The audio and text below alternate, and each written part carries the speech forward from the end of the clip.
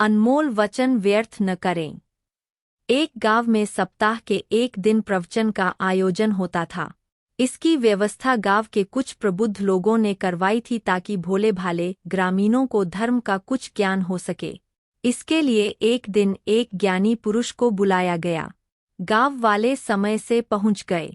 ज्ञानी पुरुष ने पूछा, क्या आपको मालूम है कि मैं क्या कहने जा रहा हूँ? गांव वालों ने कहा, नहीं तो।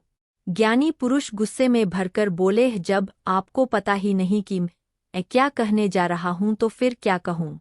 वह नाराज होकर चले गए। गांव के सरपंच उनके पास दौड़े हुए पूछे और क्षमायाचना करके कहा कि गांव के लोग तो अनपढ़ हैं, वे क्या जाने कि क्या बोलना है।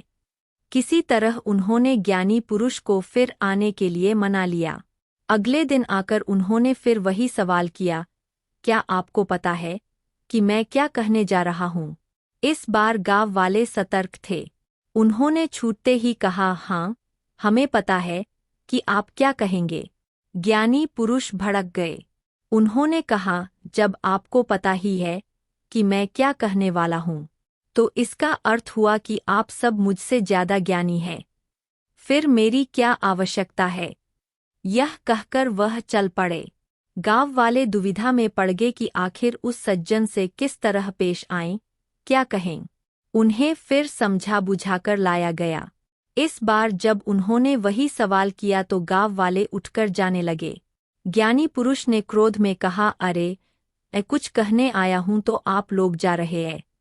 इस पर कुछ गांव वालों ने हाथ जोड़कर कहा, देखिए, आप परम ज्ञानी हैं, हम गांव वाले मूढ़ और अज्ञानी हैं, हमें आपकी बातें समझ में नहीं आती। कृपया अपने अनमोल वचन हम पर व्यर्थ न करें। ज्ञानी पुरुष अकेले खड़े रह गए।